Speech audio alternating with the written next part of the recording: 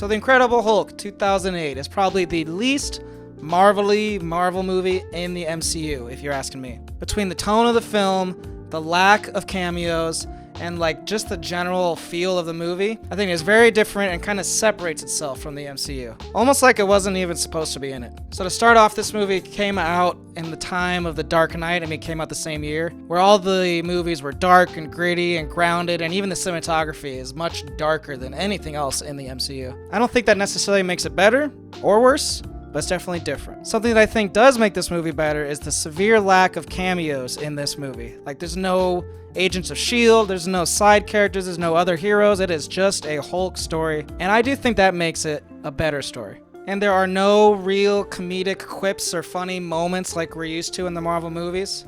And I think this film probably could have used a few more. There were maybe like 2 or 3 jokes in here.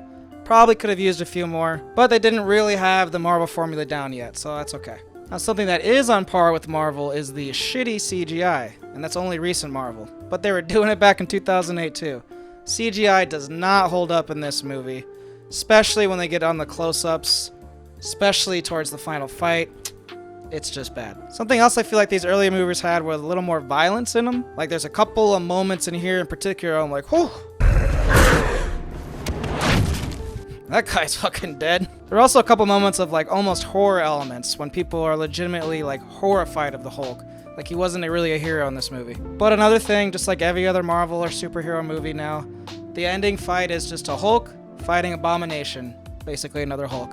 And it's just a CGI fest between 2 monsters. Who's gonna win? Yeah. Sure, this and Iron Man 1 were the first ones to do it in the MCU, but it's kind of lame that even all the way back then they were doing that.